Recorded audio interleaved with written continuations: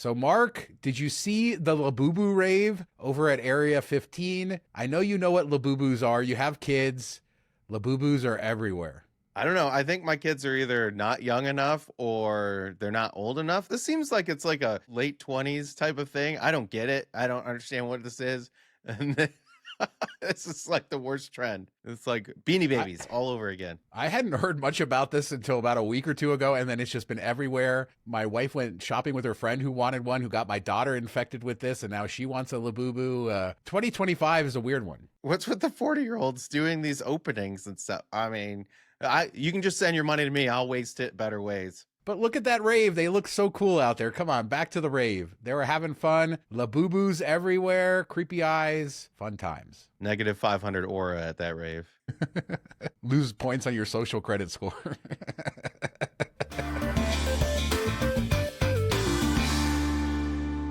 So we have some big news to report from Primm, Mark. Primm, the same place that closed 2 casinos in the last year, that is on life support. Well, you wouldn't know it from this press release that they put out just this morning as we record this. Well, let's start with this. They put out their new sign. It's now on. It's beautiful. It's a big, beautiful sign. Looks like it belongs on the Las Vegas Strip. And I think a lot of reason for this is so they can sell advertising to all the people driving by. But it looks very nice. It's on Whiskey Pete's property. They put out a press release talking about all of the new things, including their 600 renovated rooms. Curious enough, Mark, they said they have a Buffalo-shaped pool, but I thought Buffalo Bill's hotel was closed. So are they letting people go from Primm Valley over to the Buffalo-shaped pool? This would be a good development, I suppose. Also, they say they're going to have tons of entertainment this fall. The saloon opened, which is a new concept in Primm Valley. So they are trying to like put this together into some sort of a cohesive package. And also, Price is Right Live is coming to the Star of the Desert Arena in September. Guess how much tickets are, Mark? $20. No, $48.50 for the cheapest tickets. Price is Right Live, $48.50. So we're talking $60 to $65 for the cheap seats. Ticket prices are just insane. But let's get back to this. Maybe this is the effort that they needed. It's just weird. The whole story has been about them cutting back and closing, and now they're putting out a press release as if it's like this brand new thing. But I do hope it works well for them, and pretty sign. On unclosed property. Which is weird. There is a travel center there. There's a truck stop right there. I do think that the sign is a good move on their part, because you're driving by these, they look abandoned. 2 of them are abandoned, essentially. I think a lot of people that wouldn't know any better are just like, oh, these are all closed. Now you have a sign. So, okay, they might be drawn in, or like, okay, one thing's open, or let's go pull in here and see what's going on. This doesn't make a lot of sense. So I think it's a good move on their part. I also like Price is Right being there. I mean, $48 is a bit high, maybe, potentially, but that was a show that was in Vegas for a long, long time, I feel like. I remember talking to my wife about going to it 15 years ago or so as an option. So she loves what Price is Right. I mean, who doesn't? Whenever you're homesick, that's what you watch. So she always wanted to go to it. So I think that could be a draw. And if it's successful, that would be a reason people would go out to that area. I don't know that $48.50 plus taxes and fees is the right price to get people out there. But I think this is a good move. It's just, they need to put Primm for Trim on the sign, and then gangbusters, man. Well, now with the screen, they can change it. And it's a giant sign, 100 feet by 60 feet. And they've done some other things too, like they have the coffee shop now open over at Primm Valley called The Diner. Like I said, they have the saloon. I like what they're doing. I think that they're trying to make lemonade out of lemon. I don't know. They're trying to make something nice out of all the bad stuff and trying to make it look somewhat modern. And that has been the problem. They don't really have a modern kept product to put out there, and that's what they're doing here. So wish him the best. Hopefully they get more concerts out there. But in the meantime, I mean, a lot of people going to drive by that sign, I bet that the ads will be very lucrative. So I wonder how long it takes to pay for itself.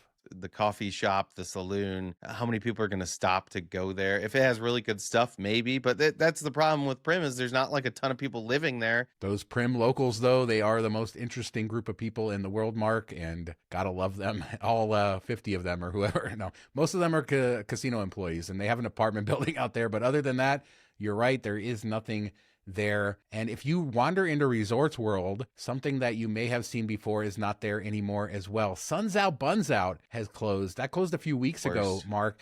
This is, you didn't like their breakfast sandwiches? No, they sucked, and they're overpriced. It was seemingly a copy of like Egg Slut, I think, over at Yeah. Cosmo, that type of place. The best part of it to me was the spinning statue out front. My daughter absolutely loved that stuff. She's going to be heartbroken to know. I believe it's gone now. I was trying to figure out because I haven't been over there since this closed. And shout out to Vegas Tech Head for tagging me in this. And I saw that Vital Vegas had talked about this a few weeks ago. Randy's Donuts had moved into that space, what, a year or two ago to share the space with Suns Out, Buns Out. And then now that it's gone, they've put in a pop-up burger place. Not a damn chance burger. It's like Smashburgers. So a lot of turnover in the restaurants there in the last few years. But I saw this in the Vital Vegas article about it. The prices of Randy's Donuts there. A classic dozen donuts at Randy's at Resorts World, $42.21, and a dozen premium donuts, $52.13. What's crazier, the price of pizza pies or dozen donuts? I don't know. That's nuts. Crazy that they're still in business there. I mean, it's just like in the back corner. Everybody I always saw getting in line was in line for the sandwiches, which I thought were just kind of okay, but expensive for what they were. You buried the lead. The most interesting thing is the burger place only has one burger and fries, and that's it. $16. I was trying to figure out, that's not the worst deal for a burger, but yeah, it's clearly like let's just throw something in here because it's a very prominent spot. Whenever I stayed there and I would walk by there, it'd always be busy. You'd be people there for breakfast and stuff like that. Kind of an interesting thing that I couldn't make it there, or maybe there's more to the story that we don't know.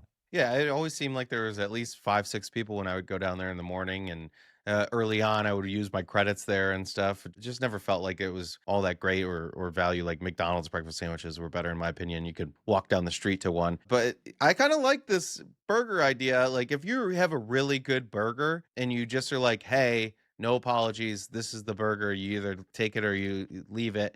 You can streamline making them. They're all the same, all that stuff. It's quick, it's easy.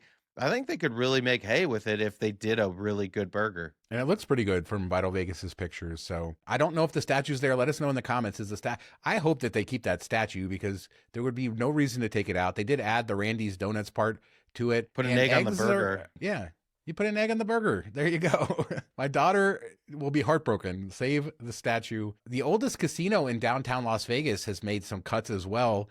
Golden Gate. Of course, it's the oldest hotel in Las Vegas, not the oldest casino, but it is the oldest casino downtown. And they're getting away with live table games, specifically craps, but I think all of their live table games are going away for electronic table gaming. The people over at Golden Gate said big changes are coming. We couldn't be more excited. As the oldest hotel in Las Vegas, we've always embraced the future, and now we're reimagining our casino floor with a high-energy electronic table games pit, unlike anything downtown has ever seen. This is like the worst thing to happen in Vegas in a long time. I'm serious. I'm sad. I'm sad. Now, this is labor, right? They're paying people, and this is it. But they've now gone out on a ledge here and said, we're going to see something that we've never seen. We've seen plenty of electronic table games, stadiums, and all this sort of stuff. What are they going to put in here that could be special, I guess, is the big question.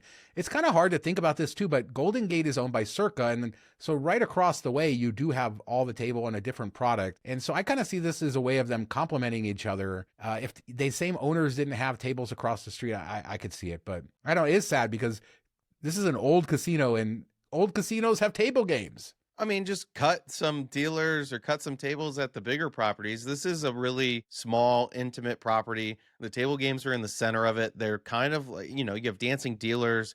They rotate and they dance up on the stage, and it just kind of has an atmosphere. And it was my favorite place to play blackjack in Vegas.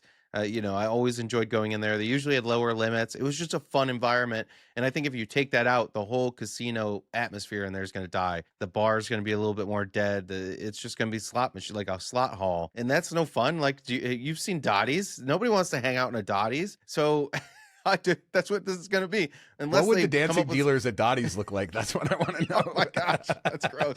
At least 2 cigarettes at all times. It's sad. And they could have kept the same amount of tables, but like trimmed them a little bit from the D or something. And I know D has a similar environment, but this was just old school Vegas. That environment was so small and so unique compared to anything else on Fremont or in Vegas. I don't think you can replicate it anywhere else. And this is a sad day.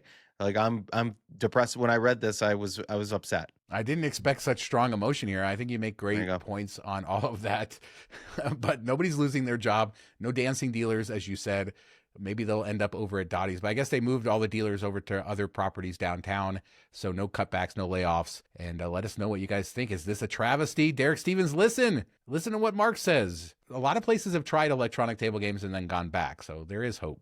At least keep the blackjack. You got to at least keep the blackjack. 4 tables. I don't care. So I was at Circus over the weekend taking advantage of their half off sale at the Adventuredome. I didn't film a ton there. I was really there to spend time with my daughter, and so I wasn't going around trying to film everything. Maybe I'll go back over there and do that soon, because the Adventuredome looks great, Mark. Everything's painted. It looks as good as it's looked in a long time. Now, I know it still leaks when it rains, but it was sunny, so it doesn't rain often. So outside of that, it looked great. Had a beautiful day there, and just had this moment where we were walking out to the parking garage, and I remembered I had this video of my daughter at 2 years old going to the parking garage in the same spot. So I filmed the video, her now 10 years old, and it was sort of a melancholy moment for me. But it's so funny, when she was 2, she was running way out ahead of us. She was so independent, and she went and tried to open the door by herself, but obviously she couldn't. And obviously in this video now she can. So great times. And it's just a reminder, Vegas can give you those family vibes as well. A great time, and lots of families around. Busy this weekend in Las Vegas too. Did you pay the extra for SpongeBob? No, I didn't do it. I didn't do SpongeBob this time. We had a lot of fun. And I would say if you want to go on a lot of rides, get there when they open. That's what we did. The first couple hours, there weren't any lines. We got there at 10, left by 1, and it was starting to get crowded. And we rode everything many times, and still didn't find the theater, though. I could not find the theater, Mark. I was trying to sneak in everywhere. Yeah, I was there, Super Bowl, I think I walked down there when I was staying at Resorts World, so a year and a half or so ago, and I was impressed with how nice it looked in there compared to the last time I had been in there. They, had fixed up a whole bunch of stuff, made it look a lot nicer. There wasn't so many abandoned games or broken games when you're walking around and everything. And did you play any Midway, or did you skip out on Midway? No, we didn't. We just focused on rides for this trip, and so it was all rides all the time, and then we only had a few hours to be there. So it was a good time. They had it right on the kiosk, the half off. Of course, it ended this weekend, so it doesn't help anybody out there. But yeah, hopefully they bring that back as well. They made it super easy to do, and I'm very excited about it. $60, I don't know. I mean, it's $60 for an amusement park, but when you look at the price of everything else in Vegas, maybe $60 isn't a bad deal for what you get there. But $30 was a hell of a deal, so I was glad for that. Yeah, I wish they would leave it, locals get $30, $45, whatever it is. We've seen what locals can do for a casino property, and I think that's a good draw to it. And, if I was 16, 18 in Vegas, that's where I would go. But yeah, $60 is kind of like right on that pressing where you're like, I don't know if it's worth it. If it was $45, I think totally worth it. As a reminder, we have our Patreon. $5 a month gets you access to our weekly after show, behind the channel, more topics we can't cover here, lots of laughs and fun too. Patreon.com/MTM Vegas for all of the information. And thanks to all of our patrons. We really appreciate your support. So you shared this video of Bottle Blonde patio views, and it made me think about the Ole Red patio views. And I don't know if there's much of a difference between these two. Yeah, when you're like, which one is better? Which one is? I think it's the same view. Bottle Blonde looks a little classier though. The railing, you got the red painted railing at Ole Red. I think you got a little fancier at Bottle Blonde. I think if I was going to pick one of the two to hang out at, just from what I've seen, I would probably pick Bottle Blonde. Yeah, I agree. And I think it's more probably my style of place. I'm not a huge country music fan, although I don't have anything against that, and have enjoyed Ole Red. I have been inside of there, but yeah, I just think that's why they did a Leppard, and now you hate country. I mean, geez, people are coming for you. I like alternative 90s rock. Okay, can we get an alternative 90s rock? Can we get a Nirvana bar, please? Thank you. Yeah, let's get some Goo Goo Dolls going on. All that good stuff. My daughter is crazy into Nirvana. All the kids are these days. So maybe we will get that in the next generation when they grow up to be old enough to come to Vegas. We'll get all the 90s nostalgia there. But I think it was brilliant how they did put these two different venues, which are, you think of they're almost the same, right? The buildings, the amount of space inside, the views, but just very different clientele in what they're doing. And those views are beautiful. Like, we've gotten so many between the Versailles Tower and this, and we're getting all these new beautiful Bellagio views. On a nice night where it's not too hot and you're sitting out there watching that all lit up, it's pretty amazing. One of the few places in the world that you could get a view that's that cool just by picking the right table. Yeah, I'm excited to check it out. So we have an update on Battista's Hole in the Wall and the Stage Door. Remember, Battista's closed a couple months ago, and it was only supposed to be closed for a couple weeks. And then Stage Door closed when Batista's was already supposed to reopen, and it's now still closed. And there was an update in the review journal saying that they're both closed, delays. They can't get it back open. They were replacing the air conditioning, doing some renovations. The owner's very frustrated. He said end of August at the soonest. He's paying all of the employees, all the longtime employees there. I also found it interesting in the article because I didn't know the history of when Battista sold this, but he sold it in 2005 to Caesars Entertainment, or Harrah's at the time. I didn't know that, and they only sold it a couple years ago to the new owner. So I didn't realize that Caesars owned it for all of that time in between. But there you go. Hopefully the Stage Door will be back soon. Batista's will be back soon, just in a few more weeks. If it doesn't look better, if it still looks crappy, was this worth it? I mean, did they hire the road construction crews here with all these delays? It sounds like, hey, it's going to be 3 years. I mean, 5 years. We're going to get there open. No, but it's cool. I didn't know that Caesars owned it. That's kind of weird. It makes me feel like it's kind of crazy that we thought it was some independent, small operation. They even had that sign like, we have 30-year lease. You can't kick us out. And Caesars owned it at that time. I don't know. It just kind of blows my mind right now. But I think it's really cool that they've been paying the employees. I don't know how they're coming up with that money, or maybe they were making really good money before closure, but that's got to be a potential downside to all this if it drags on. Like, does that put them in a bad financial position when they do reopen? I hope not, but good for them for doing it, and that deserves a lot of respect. And this is the same owner who I believe is still involved in the lawsuit with F1 over missed business in the first year's race. I don't know if that's been settled. I do not believe it has been, but a lot of kerfuffle going on. That's how he's going to pay. That's how he's going to pay his people. With the lawsuit. F1 money. He's just banking on it. He's putting it all on credit cards till he gets there. But yeah, who knew 2005 is when Caesars owned it? Yeah, I did not know that. It's so funny how these little weird things that you just don't learn until they pop up for you. Another thing I learned this week is that there's ATMs at tables. Have you ever seen this? Reggie shared this, That Casino Life, at the Aquarius in Laughlin, your favorite casino, for the fact that they served you an $11 Corona Light. They're a ripoff. So Especially that ATM fee is $47. So this isn't a surprise from Aquarius. This is not good. No, and people in the thread had said, like, I think Station Casinos has this at some properties and stuff. I've never actually seen it at a table game. I'm not gonna lie that there's times that I wish it was available, like when you have a big bet and you get a split and you're on your final chips and you're like, hold on, hold the table, I need to run to the ATM.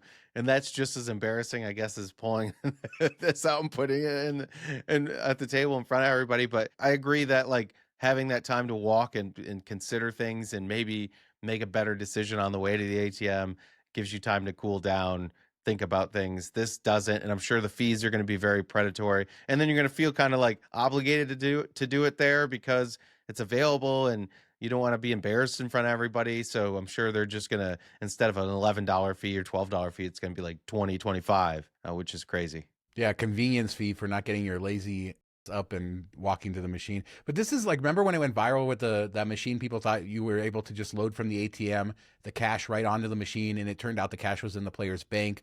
But casinos have wanted to do this forever, where you could just use the ATM right on a slot machine. It's the same thing. It's not good. We don't need less barriers to entry to walking 10 feet to a machine. And yeah, I do wonder, because this says like AT*M, so maybe this is the same type of setup just for tables where you have only players that have a bankroll to work with. It does, or if it's straight ATM. I don't know. Let us know down in the comments, anybody that's used it, exactly how this works. Yeah, I noticed the little star. I'm like, is this supposed to be, is there like a legal loophole you're getting? I don't know what that was either. So yeah, thanks to Reggie for sharing that. A video I came across yesterday, how slot machines really work. And there's a lot of debate in the slot machine. It's so funny when you talk to people. And I've been to G2E 4 times, to the Global Gaming Expo. I've talked to a lot of the slot machine manufacturers, to game makers. I still have some things I don't fully understand about the randomness and how things work and how certain games are designed versus others. But all the basics I know pretty well. And this video that I just came across, I think he nails it really well for people who want to know which machines are probably better, which ones are more volatile, how progression on the screens work, how bonuses work, different denominations, just all the little basic stuff that you need. Because nowadays they're so complicated, and you really should know a little bit about them before you get into it. For example, just the way that the perceived progression goes on certain machines, where it looks like you're filling up a pot of coins or something, but that really doesn't mean anything. The bonus will just hit whenever the random number generator hits, and not when that coin gets to a certain point, and stuff like that. So this was probably the best version of a video like that I saw, so I wanted to go ahead and share. Lies, Sean. Everybody knows if you rub it 3 times and hit with your left index finger, it works. Or your feet. Either or, that's how you While win. kissing it. While kissing Yes. it. But yeah, check that out. Great video, great content. Not great over at the Strat though, Mark. Golden Entertainment had their earnings call this week. And I think wider, like on their pub business, their tavern business, they said is doing pretty good. Some of their other casinos are doing okay, but Strat is really struggling. In June, their occupancy dropped to 60%. It was 76% last year, so it dropped to 60% in June. They had a rough second quarter, but it's looking like the summer is even worse. They too are putting some guidance out that it'll be better towards the fall with conventions and stuff. Apparently they get a lot of overflow convention hotel traffic, but yeah, the sky looks like it's falling a little bit over there, and it's hurting the parent company quite a bit. You got to be like the junior partner to get pushed off into the Strat at the convention. I had exactly the same thought. That's all I'll say. Yeah, I wouldn't think that that'd be, and I went there, we did Atomic Golf. I went inside of the Strat, and that casino then was fairly busy. It was lively.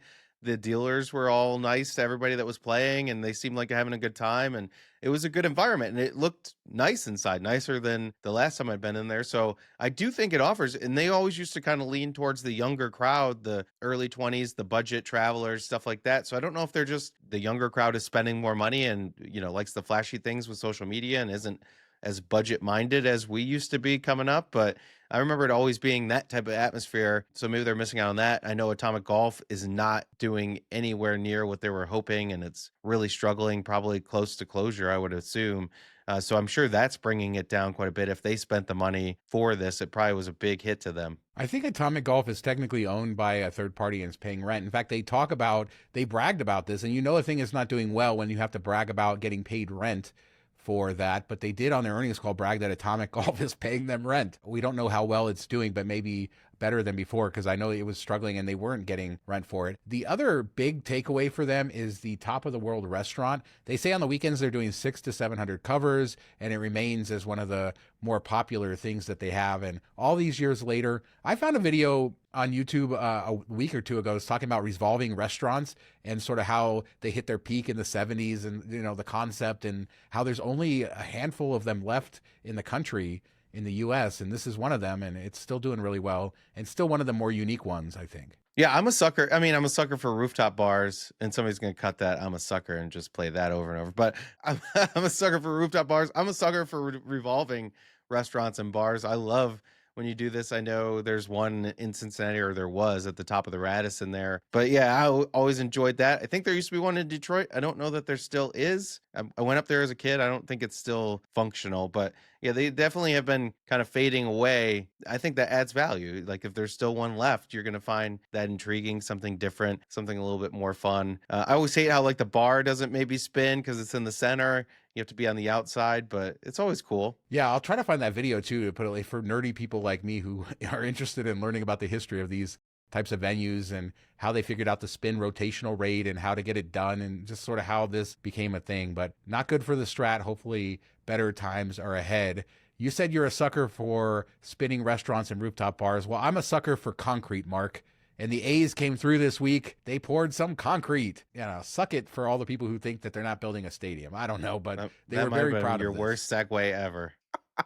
No, I think, hey, they've moved past all net arena status. They actually put something in the ground instead of just pushing dirt around. So I'll give them props for that. They're one step above all net. My segue might have sucked, but you said the whole thing about me being a sucker, and then you went and talked for 3 minutes, and then everybody forgot about it. So had you just stopped talking, the segue would have been perfect. But we're excited for this. It's what you would expect if they're actually building a stadium. And of course, the people who are skeptical are still skeptical, and the A's are just going to move forward. And then eventually we'll figure out if this thing actually happens or not. But it was nice to see that, and it does show you that it's not just them moving dirt around, as some people have accused them of. Hey, it could just be concrete for a parking lot. We don't know yet. We don't. So let us know, what are your best theories there? But are you excited about A's and concrete? Strat, are you surprised by those numbers? Worried about the future of that property? ATMs at a table, is that a big no-no? Everything else we talked about today, leave a comment. We do 2 shows a week, Tuesdays and Fridays, and we'll be back in a couple days with another show. Thanks so much for watching. Talk to you next time. Have a good week, everybody.